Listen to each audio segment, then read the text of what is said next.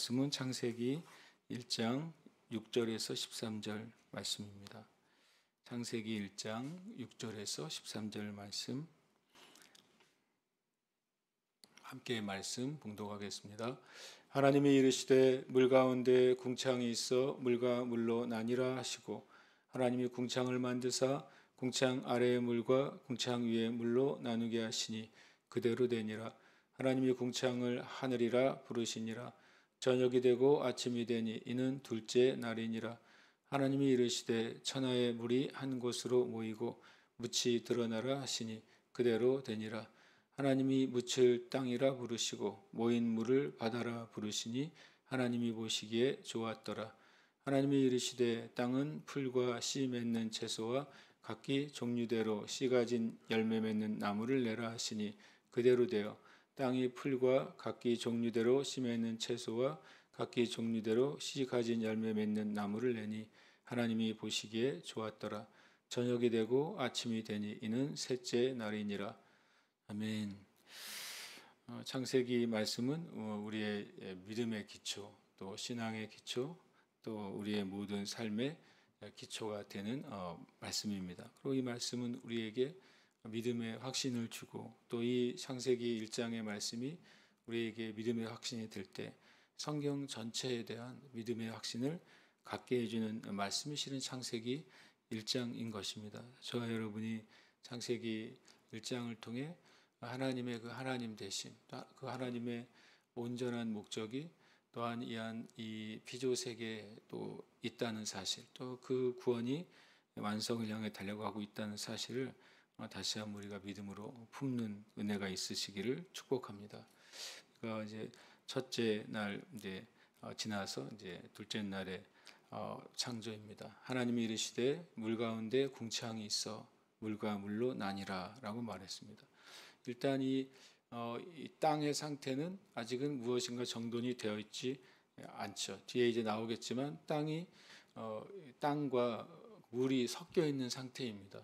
그런 어떻게 보면은 마치 이렇게 반죽이 되어 있는 것 같은, 곤죽이 되어 있는 것 같은 상태가 이 땅의 상태고, 그 땅의 상태를 주님께서 이루시고 또 그 일을 하기 위한 두 번째 단계로서 궁창이라는 것을 주님께서 구별해 내십니다.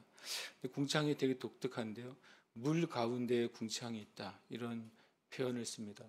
이것을 이제 수평적으로 보면은 이제 이것이 이해가 안 되고 이것을 일종의 이제 3차원적으로 봐야 되는 거죠. 그러니까 이 땅을 기준으로 중간에 궁창이 생기게 되는데 그 궁창 위와 아래는 물이라고 표현하는 겁니다. 굉장히 독특한 구조죠. 근데 이 밑에 있는 물과 물로 나뉘라고 할 때 위에 있는 물은 지금 현재 지구의 어떤 대기 상태나 자연 상태는 그 물이 없죠. 다만 이제 우리가 이해하는 것처럼 위의 층에 지구 위층에 지구를 덮고 있는 오존층이라는 것이 있다는 사실을 압니다. 그 오존층은 항상 이제 물로 변환할 수 있는 상태로 될 수 있는 것이죠.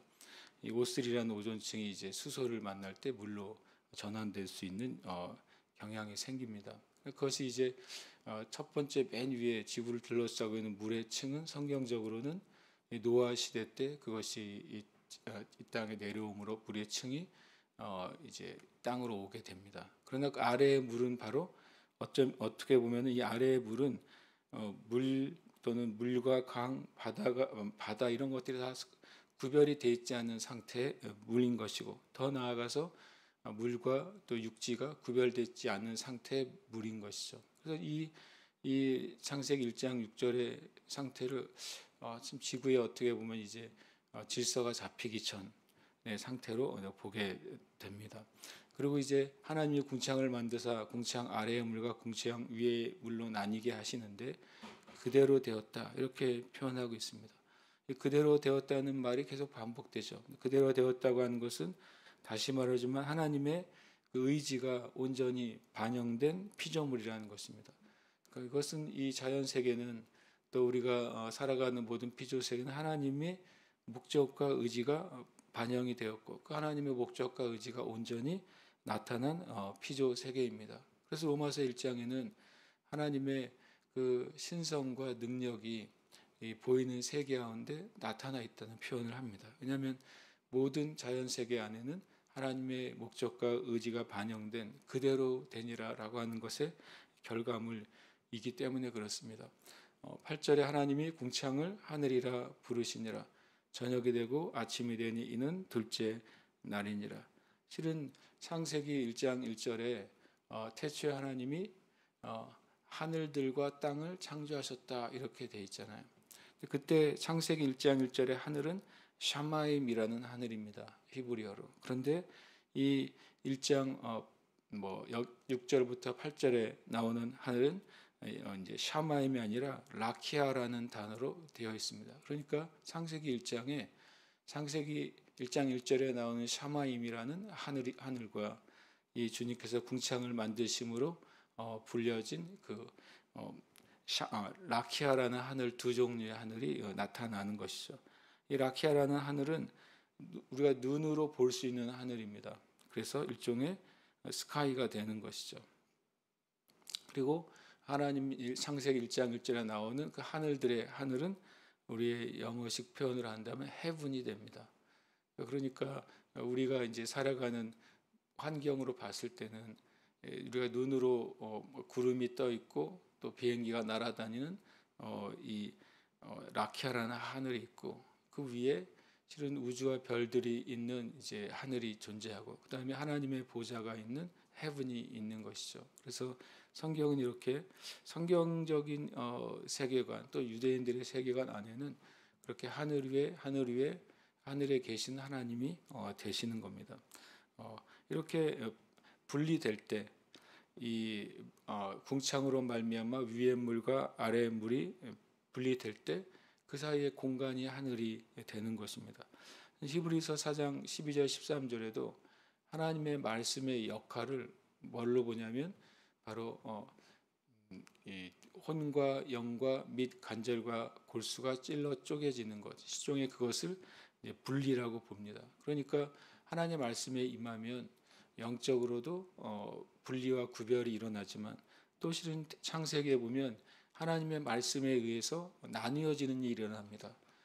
창세기 이 3장 이후에는 새롭게 생기는 창조의 영역도 있지만 많은 경우가 나뉘어지는 창조입니다. 여기서 보면 나뉘는 것은 구별이 되고 그 다음에 질서가 잡히는 것을 말합니다. 그래서 하나님의 말씀이 우리의 삶에 임하면 우리의 삶에 나누어짐이 일어나고 질서가 잡히는 것입니다. 하나님의 말씀이 없는 사람은 그 심령에 질서가 없는 것이고 하나님의 말씀이 임하지 않는 그 삶에는 구별됨과 나누임이 없기 때문에 구별됨과 나누임이 있을 때 비로소 궁창이라는 공간이 존재하게 되잖아요. 바로 우리의 삶에 실은 쉼이나 우리의 삶의 여유나 또는 우리의 삶에 내가 무엇인가 주님 앞에 나아갈 수 있는 은혜는 말씀이 임할 때인 것입니다.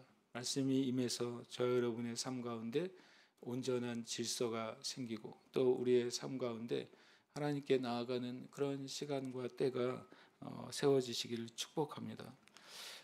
그리고 그 날이 이제 저녁이 되고 아침이 되니 둘째 날이니라. 그 둘째 날은 궁창으로 하늘이 구별되고 위의 물과 아래의 물이 이제 구별이 되는 날인 것이죠. 9절에 보면 하나님이 이르시되 천하의 물이 한 곳으로 모이고 묻이 드러나라 하시니 이 전에 둘째 날 창조처럼 위의 물과 아래의 물, 그 중에 이제 아래의 물이죠. 지구를 둘러싸고 있는 물이죠. 나는 것처럼 강이나 바다가 구별되지는 않아 있었을 것입니다. 그런 물이 이제 한 곳으로 모이고 묻이 드러납니다. 이것은 한 단어로 표현하면 굉장히 지구과학적인 표현이 됩니다. 물이 한 곳으로 평평한 곳에서 물이 한 곳으로 쌓일 수는 없잖아요. 물은 뭡니까? 높은 데서 낮은 곳으로 흐르게 되는 것이죠. 만약에 지구의 상태가 물과 땅이 막 섞여 있는 상태에서 주님이 천하의 물이 한 곳으로 모여라 라고 할 때 어떤 일이 벌어졌겠습니까? 실은 지구로서는 굉장한 격변이 일어나는 겁니다.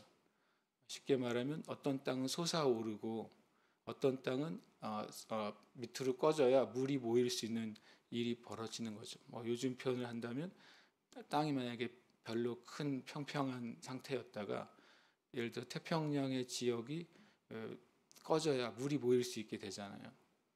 히말라야 산맥이나 뭐 로키 산맥이나 뭐 그런 지구적인 산맥들이 솟아올라야 그 다음에 한쪽은 묻이 드러나고 한쪽은 물이 모이게 되는 겁니다. 그러니까 이 구절은 지구의 환경에 엄청난 실은 많은 일이 일어났을 것입니다. 이 말씀 한마디에, 하나님의 말씀 한마디에 지구과학적인 수많은 현상들이 벌어져서 지금의 지형들이 형성이 되고 지금의 5대양 6대주가 형성이 되는 것. 이 구절은 실은 가장 큰 격변이 일어났던 시기인데 성경은 이렇게 조용하게 표현합니다. 천하의 물이 한 곳으로 모이고 묻이 드러나라 하시는 주님의 말씀에 그렇게 되어버렸습니다. 그렇게 되는 일은 엄청난 이제 일이 벌어졌다는 것이죠. 그리고 10절에 하나님이 묻을 땅이라라고 부르시고 모인 물을 바다라고 부르십니다. 이 창세기 1장 1절에 땅이 혼돈하고 공허하고 흑암이 깊음이 있다. 그 땅은 섞여 있는 땅이었지만 이 10절의 땅은 이제는 비로소 물과 분리된 구별이 되고 질서가 잡힌 땅이 되는 것이죠. 그럼 이 땅의 상태는 어땠겠습니까? 제가 표현한다면 엄청난 물이 아직도 수분이 가득한 상태, 마치 늪지대 같은 상태였을 수도 있는 것이죠. 제가 이제 그런 생각을 하게 되냐면 11절 말씀 때문입니다. 하나님이 이르시되 땅은 풀과 씨 맺는 채소와 각기 종류대로 씨 가진 열매 맺는 나무. 주님이 이 풀과 채소와 나무 이것이 질서대로 창조가 되는 것입니다. 그러니까 이 땅에 바다나 그것은 이제 모여서 바다가 돼 있다고 생각해 보시고 땅은 이제 막 물과 분리돼서 솟아올랐지만 여전히 습기를 가득 묵어 있는 대륙이라고 생각을 해보세요. 그것이 단단한 거기에 이제 동물들이 다니고 나중에 사람이 살 수 있는 집을 지을 수 있는 제 표현을 하면 그런 단단한 땅이 되려면 어떻게 해야 됩니까? 거기에 수분이 제거돼야 되죠. 수분이 제거되는 방법이 이때는 태양이 아직 창조되지 않았어요. 그러니까 태양에 의한 창조 이전 놀랍게도 주님이 이 일을 하세요. 풀과 씨 맺는 채소와 각기 종류대로 씨 가진 열매 맺는 나무를 내라라고 말할 때 풀들이 자라고 채소들이 자라고 나무들이 자라게 되면 뭐를 흡수하게 됩니까? 지구 표면에 있는 수분을 물을 흡수하게 되잖아요. 그런 과정을 통해서 이 땅이 어떤 모습을 갖춰지게 됩니다. 저는 자주 나누지만 하나님은 질서의 하나님이시고 창세기 이 과정을 통해서 이것이 이 24시간 안에 일어났다라고 또 이렇게 믿고 고백하는 분들이 있습니다. 그렇게 고백할 수도 있다고 생각합니다. 그러나 하나님은 이 우리의 삶의 환경, 지구를 그런 식으로 만들지 않으셨습니다. 하나님이 물론 하룻밤 사이에 홍해를 가르시고 뜨거운 동풍을 불리셔서 홍해를 가르시고 땅을 말리실 수 있는 분인 것을 우리는 압니다. 항상 주님이 그런 홍해와 같은 일만 성경에 계속 등장한다면 사람들의 일상은 무너질 거예요 아마.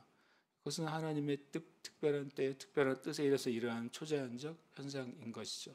물론 창세기 1장이 당연히 초자연적인 하나님의 창조이기는 합니다. 그래서 이런 것들은 하나님의 그 시간대 안에 요미라고 불려지는 어떤 기간 안에 이루어졌던 사건인 것이죠.